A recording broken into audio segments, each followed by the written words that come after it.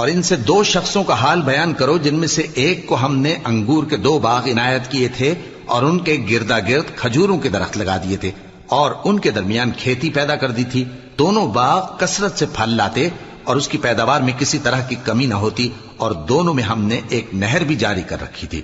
اور اس طرح اس شخص کو ان کی پیداوار ملتی رہتی تھی. تو ایک دن جبکہ وہ اپنے دوست سے باتیں کر رہا تھا، کہنے لگا کہ میں تم سے مال و دولت میں بھی زیادہ ہوں اور جتھے اور جماعت کے لحاظ سے بھی زیادہ عزت والا ہوں. اور ایسی شیخیوں سے اپنے حق میں ظلم کرتا ہوا اپنے باغ میں داخل ہوا. کہنے لگا کہ میں نہیں خیال کرتا کہ یہ باغ کبھی تباہ ہو، اور نہ خیال کرتا ہوں کہ قیامت برپا ہو،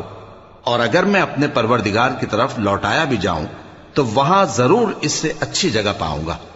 تو اس کا دوست جو اس سے گفتگو کر رہا تھا کہنے لگا کہ کیا تم اس ذات سے کفر کرتے ہو جس نے تم کو مٹی سے پیدا کیا